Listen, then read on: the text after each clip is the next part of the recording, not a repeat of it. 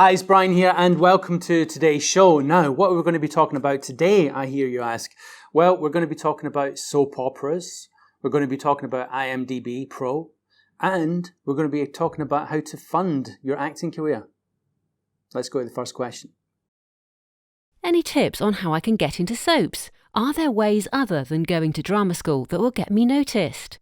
Emma Charles. Okay, so how do you get into a soap? And do you have to go to drama school in order to get noticed? These are good questions. Here's a short answer.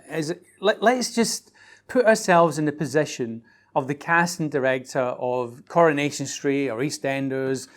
What are they doing on a daily basis? So what happens is they get up in the morning, they go to their office, and they are probably looking at what we call a cast breakdown. So they're looking at the kind of characters that they need to get actors to play. And when they're looking at that cast breakdown, is that what you've got to remember is they've just come from their home where they're paying a mortgage probably. Maybe they've got into their car, which they're paying off, and they've come into the office, and later they're going to go on lunch, which they pay for through their ability to cast actors. Now, if you think of it from those kind of terms, that point of view, what it makes you realize is that they're not going to do anybody any favors just for the hell of it, right? They're doing it because they're very good at their job, and that's what they get paid to do. And their ability to pay off their mortgage, to pay off their car, to go out to lunch or go out for a meal, depends on them doing that properly, right? Now, if they go into their office and they get a phone call, they get a letter from somebody, and it says, I don't have any experience, I've never been to acting school, I've never taken an acting class, but I think I've got what it takes. My mum and dad tell me so. My friends say I should be on the stage. What do you think happens to that letter? Let me tell you what happens to that letter. They crunch it up and they throw it in the bin. They file it under never to be read again, right? So I've just got to be brutally honest here with you, because that is what happens. But what they want really is that they go into their office and they look at the cast breakdown and they go, right, I'm going to look on Spotlight, or I'm going to contact some agents that I have good relationships with, and I'm going to ask them, do you have these kind of actors that could audition for these roles? And the agent will then put people forward who are professional actors. Professional actors. Very different from an amateur. An amateur, by definition, is somebody who hasn't trained in that thing. You know, they're just doing it for fun. It's a hobby. A professional has trained how to do it. They know how to do it, and they're in competition with other professionals. So that's what the casting director wants, because they know that if they get a professional, they're going to get a good job. And that's what you need to prove to them, first of all. That is the only way that a casting director for a soap or anything else is going to see you, because they're not going to waste their time on people, just giving people a break or just for the hell of it. Before you even get in the door, you've got to prove to them. And time is money for them as well, is that, you know, their time is limited. You know, they're getting casting breakdowns. Sometimes they've got to do it very quickly.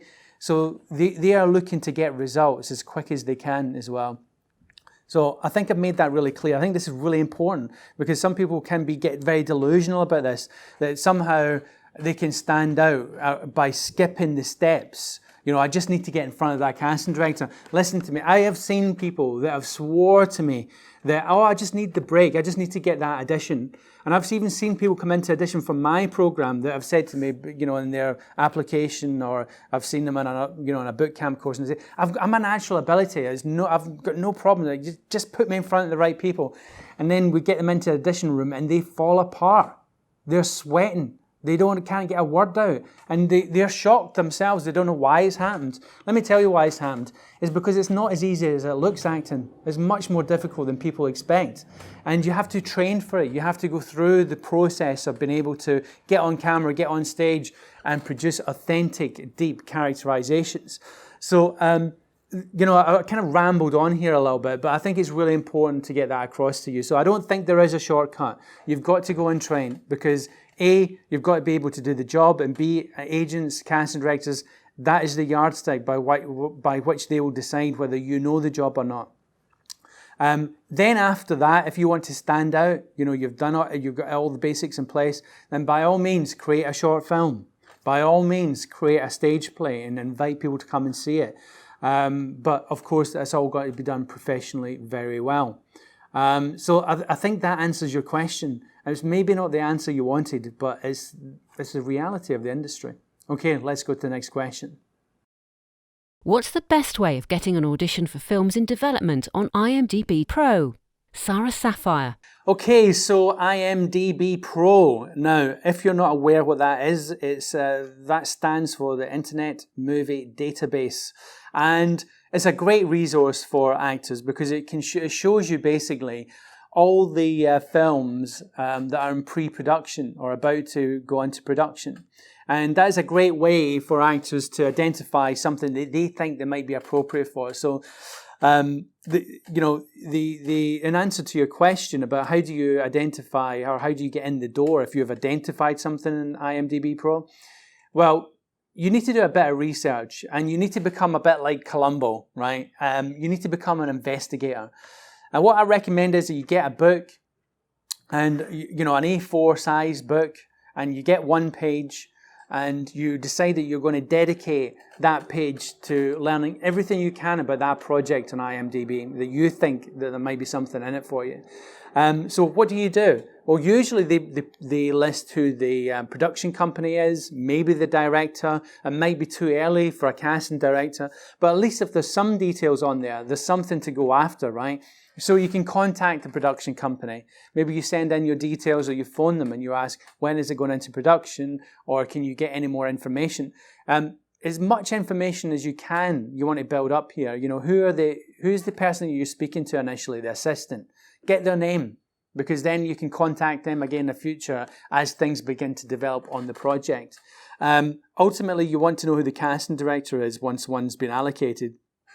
Then you can submit your details to them. So it's a kind of a process you need to go through. But ultimately as well, contact a director. This is something that most people never do. They just think, I can't contact the director. Well, why not? They're a creative person just like you. So give it a go. If the details are there, maybe you can contact their agent or their manager and say, look, I know this hasn't gone to casting yet, but I really think that I would be suitable for something in this film. Send in your details, ask them, where can I submit my details to the director? And you might get lucky. They might tell you, or might say, send it in to me. It's actually happened to me. So I know that this actually works. Don't be afraid to contact people, even if it's a basic listing to begin with of the director and the production company. And then as things develop, hopefully you'll get the casting director. Now, don't worry about getting to the actual casting director either, because you might only get their assistant, who's the gatekeeper to the casting director. But build up those relationships because they're really important to ultimately getting your foot in the door. So that's what I recommend on IMDbPro. Let's go to the next question. What are the best ways to get the funds together for acting training? Joanne Reeve. So how do you get funds for acting training? Now, this is a question that does come up quite a bit.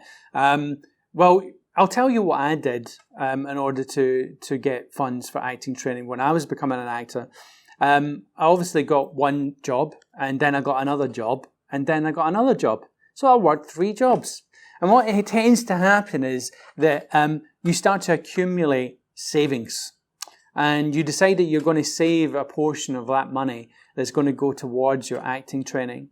At the end of the day, that's what's got to be done. You've got to find a way of accumulating a bit of cash in order to go and train. It might be an option for you to get a loan and pay it off. And you just got to kind of start thinking about how you're going to get that done. How is it going to happen?